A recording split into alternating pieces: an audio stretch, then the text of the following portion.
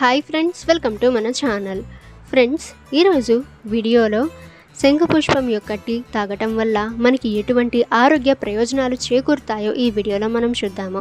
So friends, ఈ video అయితే చాలా ఇంట్రెస్టింగ్గా ఉంటుంది. సో వీడియోని ఎక్కడ స్కిప్ చేయకుండా చూడండి. అలాగే ఫ్రెండ్స్, మీకు ఏమైనా డౌట్స్ ఉన్నట్లయితే కామెంట్ సెక్షన్లో కామెంట్ చేయండి. ఇక ఇటువంటి ఇన్ఫర్మేటివ్ వీడియోస్ అందరికంటే ముందుగా మీరు పొందాలి అనుకుంటే మన ఛానల్ని సబ్స్క్రైబ్ చేసి బెల్ ఐకాన్ని ఆల్ మీద ట్యాప్ చేయండి. ఇక ఫ్రెండ్స్, శంఖపుష్పం, దీన్ని దేవతార్చనలో ఎక్కువగా వాడుతుంటాము. శంఖపుష్పాన్ని అపరాజిత, గిరికర్ణిక, దింటెన అనే పేర్లతోనూ పిలుస్తుంటారు. ఈ పుష్పాన్ని పూజలో ఎంతో పవిత్రంగా భావిస్తారు. అలాగే ఆయుర్వేదంలో కూడా అంతే ప్రత్యేకంగానూ భావిస్తుంటారు.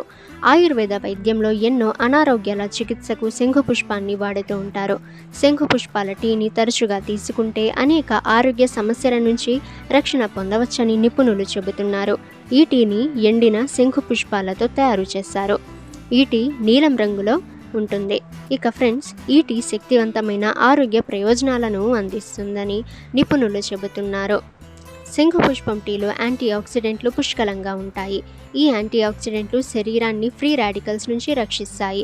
ఫ్రీ రాడికల్స్ శరీరంలోని ఆరోగ్యకరమైన కణాలను దెబ్బతీసే హానికరమైన పదార్థాలు.